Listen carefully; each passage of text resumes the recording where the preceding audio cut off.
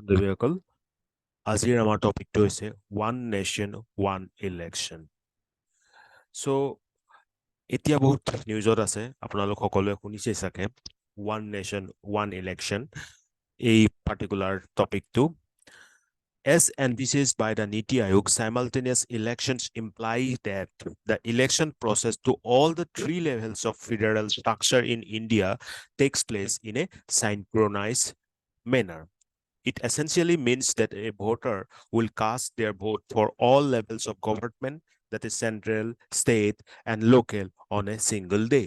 Therefore, simultaneous elections can also be called as one nation, one election. So you got it now, that one nation, one election means synchronization of the timing of the state elections, then central elections, and then local election. Means you need to cast the vote on the same day for all the three levels, that is central, state, and local.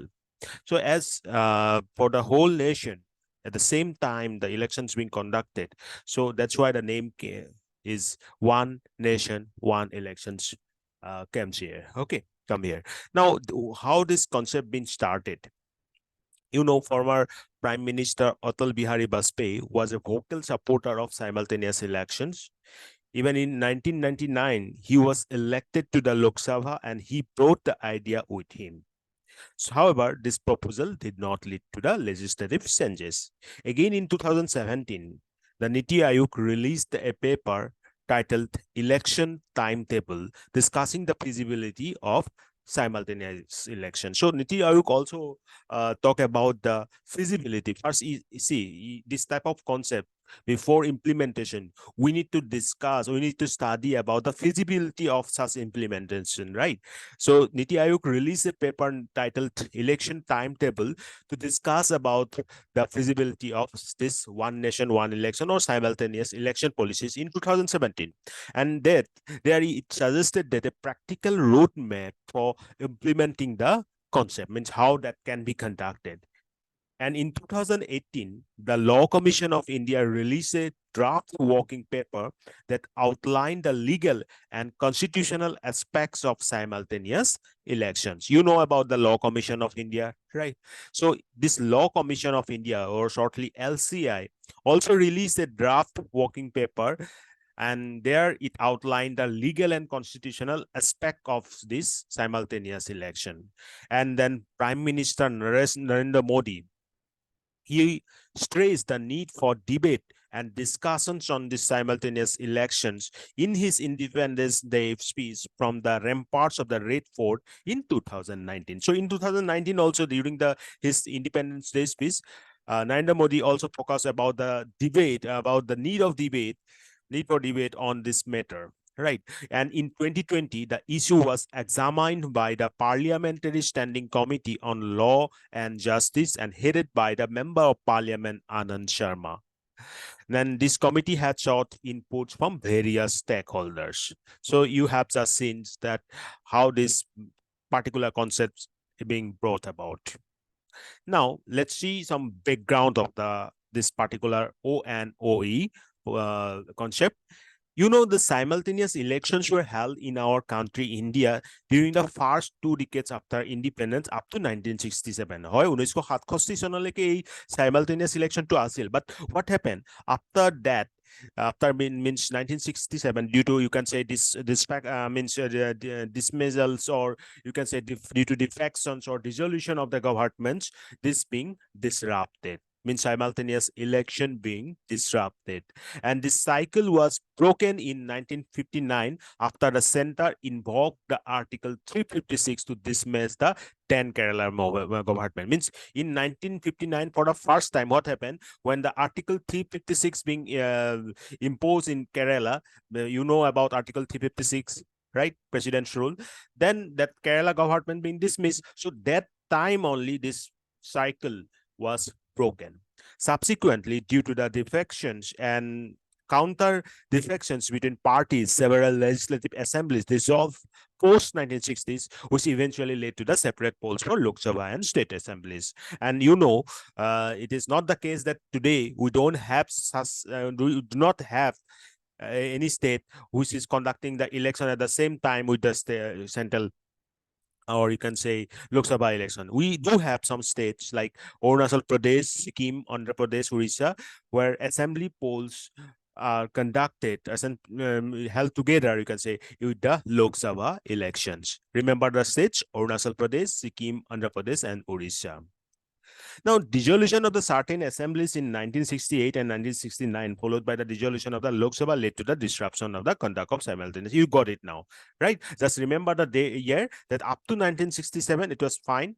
Only in 1959, one state means due to means that our imposition of Article 356, the Kerala government was dismissed, and you know that at the time only the cycle was broken.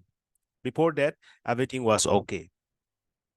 Now, as we are talking about it, as we are talking about the debate on the one nation, one election, we have to first go through the pros and cons of this O and OE. Let's first discuss about the pros.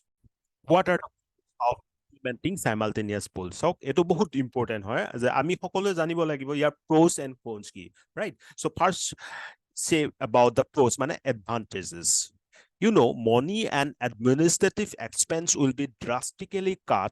Political parties spend a lot on election campaigning. You see, if separate elections are being conducted, like let's suppose in 2024, the central election, Lok Sabha elections being conducted, the political parties are going to spend a lot of money because of the election campaigning. Again, suppose in some say 11 states are conducting their elections in 2026.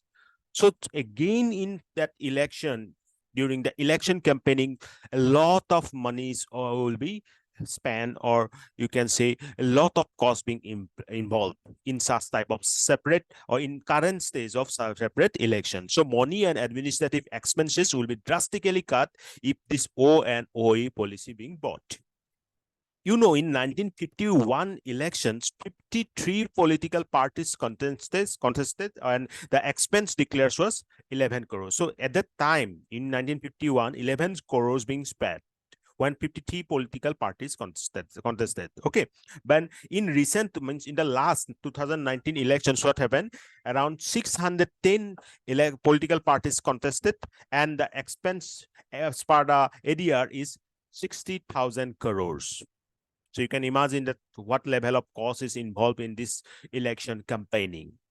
Then government will have time for some constructive work, because imposition of model code of conduct for such a long time is hampering the developmental and welfare activities. You know about the model code of conduct. When election is going to be held, before that, this model code of conduct is implemented, and that time, you know, a kind of halt being implemented in a halt being brought in different activities of the government, and during that time lot of constructive works being halted, or you can say paused for such long time. So if elections being conducted, this model code of conduct will come.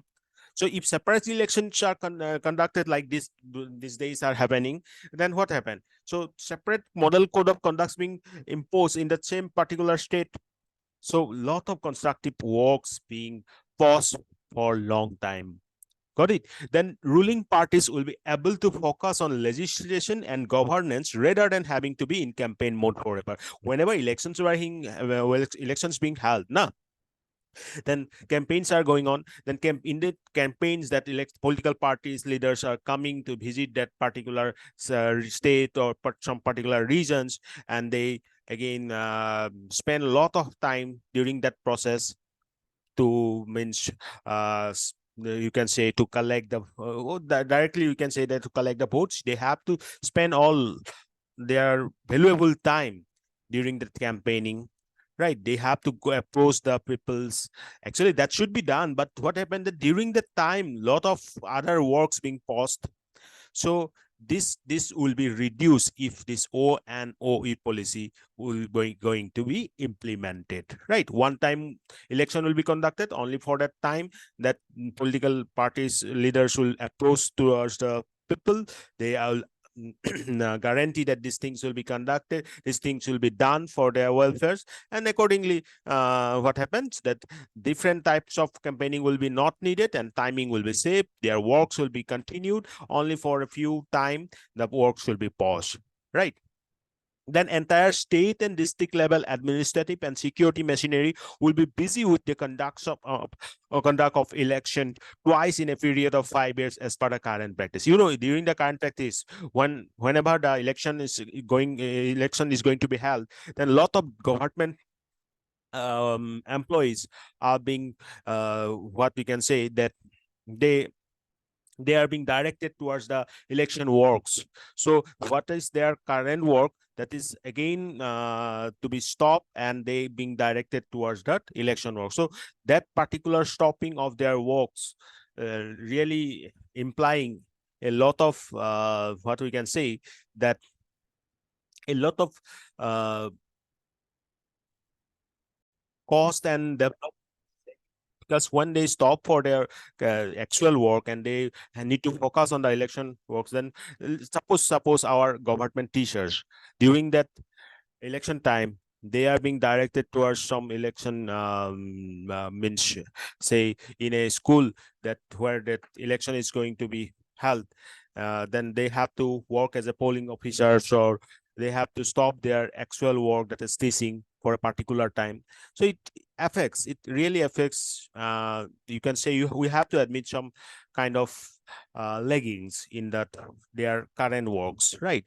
So this state and district level administrative and security machinery, because they have to busy with the conduct of elections, they have to actually divert from their own actual works. And when these elections are happening twice in a period of 5 years, and this imparts a lot of cost to be paid towards the development of that particular state, right? So this will be reduced. Then again, large number of teachers, I already said that large number of teachers are involved in the electoral process, which causes the maximum harm to the education sector, overall the development of the state. So you have seen these are the pros, means these problems will be removed, or these problems will be reduced when this O&OE policy will be implemented. Now, what will be the cons? What will be the cons of implementing simultaneous polls? First, amendments to the constitution to conduct the simultaneous elections in India. Many amendments to the constitution of India are to be made.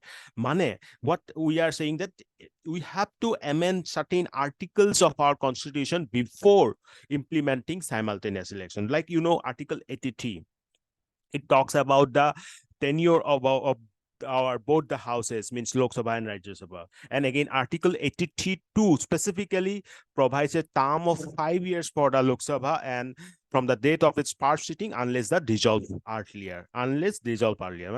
In normal case, 5 years terms is being provided to Lok Sabha as per the Article 83(2). Again, Article 172 provides 5-year tenure for the state legislative assembly for its first sitting. Let us suppose what happens that in 2024, when this Lok Sabha election is going to be held, then this O&OE policy is going to be implemented. Then many states have to, many state governments have to be dissolved so that new election can be conducted, like in our Assam case, or many such states are there. So then what happened? We have to amend this article, because as per the Article 172 to 172(1), 5 years term for the state legislative assembly. So if before that it is to be dissolved, then obviously we need to amend this article, and we need to provide a condition to deal with such situation, right? We need amendment of 83(2), 172, 83 as a whole. Now, provision of Article 82 of the Constitution provides that when a proclamation of emergency is in operation, the term for the House may be extended for a period not exceeding 1 year at a time by the Parliament by law, and not extending in any case beyond a term of period of 6 months after the proclamation has ceased to operate. So 82 has a condition, or you can say 82 article has a provision that when emergency is there, then the term of the House can be extended, extended for a period of 1 year, but not more than that. And if suppose there is a condition that we need to extend, then that should not be more than 6 months after the proclamation has ceased to operate. Then this again to be amended if such type of previously decided election to be, or simultaneous election to be conducted, right? Similar provision also exists for the state legislative assembly under the article 172(1). with respect to a special provision of the Constitution. And then again, Article 85 2B of the Constitution of India provides for the president with the power to dissolve the Lok Sabha. If suppose presidents want to dissolve the Lok Sabha, he can with respect to the Article 85 2B. Now, similar provision for the dissolution of the state legislative assembly by the governor of the state under Article 174 2B. So these two provisions are there in 85 2B and 174 2B. So what happens that whenever this type of one nation, one election policy to be implemented, then again, these things to be means reconsidered, or we can say this provision should be again maybe amended, right? Then the Representation of People Act 1951 that covers various modalities for conducting election in the country also needs to be amended, because they are the modalities are various modalities are there already there under the Representation of People Act 1951. Now that need to be relooked and reframe also. Then simultaneous election threaten the federal character of our democracy. You know, in our India, federal structure is there, means we have separate state and center with different powers to each of the parties. Means state has some different powers, center has some different powers. Still, a kind of, you can say, cooperation is there. But when you are directly imposing that the state election should be conducted at the simultaneously with the central election, then this federal structure somewhat, you can say, up to some level to be sacrificed, right? So this again is a concern.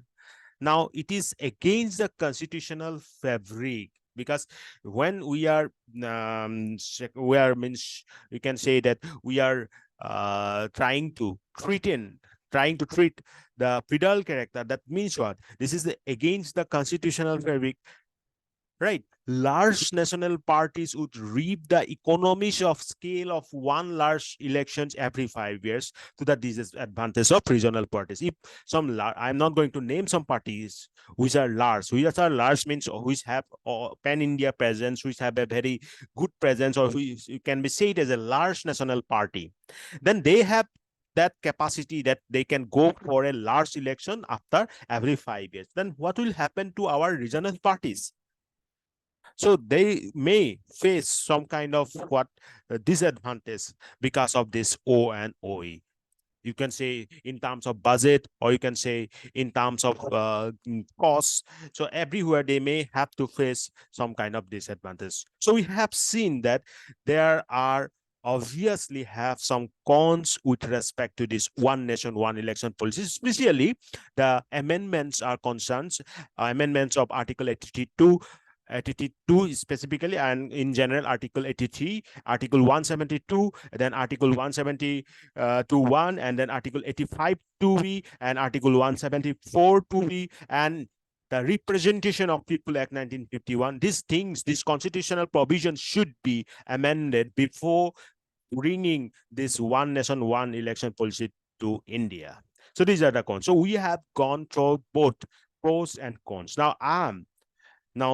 I would like to have your opinion on this one nation, one election policy. Please comment that what do you think, and please try to give some constitutional stand, whatever you are saying, through comment. Okay, you can comment what's your view on this one nation, one election policy, whether it is to be conducted or whether it is not to be conducted. And please give some stand, means please give some of your what you can say, justification that why you are saying in terms of pros or in terms of cons.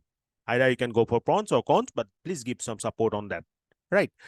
Whatever you are saying. Now, recommendation, you already did that. I already discussed about the Law Commission of India that recommended this simultaneous election to Lok Sabha and state assemblies, right? Then 79th report of Parliamentary Standing Committee that they recommended a two-phase election schedule, one concurrent with the Lok Sabha, and another one is the mid-term of the Lok Sabha. That is the 79th report of the Parliamentary Standing Committee, and the Election Commission has also extended in principal support for the simultaneous election. Now you got it. Now challenges, I have already told that constitutional amendment should be there. Then again, political parties were divided on the issue of holding simultaneous election during the consultation with the Law Commission in India. One political party is saying against it, one is for it. Then simultaneous election would involve arbitrarily curtailment or extension of the tenure of a house, the legal propriety of which is questionable. Such a measure would undermine federalism as well as representative democracy. I already said that it will harm somehow, some extent, up to some extent, the federal structure of our country. Then core problem is that parliamentary form of government in which the government is accountable and can call before it completes its term. If 5 years is made mandatory, then what would happen? They will be just sure that nothing is going to happen for them. But when the political party leaders will not approach our their regions, or particularly the citizens, and discuss about the problems the citizens are facing, then how do you expect that will bring some positive development towards that particular state, or as a whole, the whole nation, right? So that is required, and that will be possible only when they have a fear that if you are doing something wrong, if they are not doing something good for their citizens, right? So that fear should be there. That fear should be there, that if they will not do as per what the citizens are actually asking, or as per the welfare of the state is concerned, then there is a fear that there will be fall of their government in the next election. And if that next elections is after 5 years, then the citizens need to wait for a long time. But if it is before 5 years, then it means I'm talking about separate election. Then that is the case that yes, they have to look about it, they have to fear about it, and the citizens are very much confident, like today's they are, that yes, in the next election we'll see about it, right?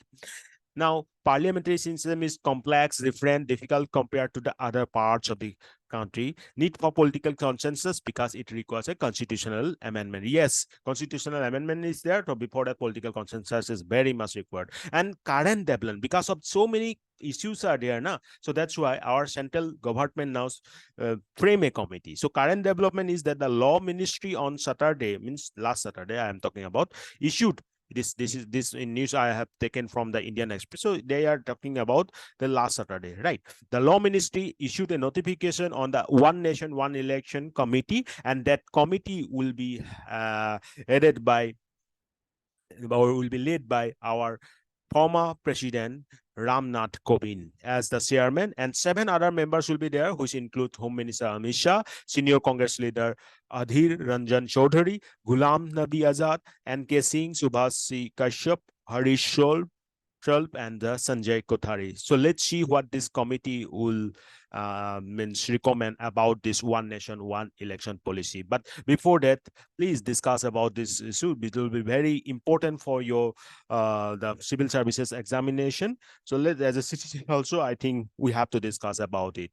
So that's all for today. Thank you very much.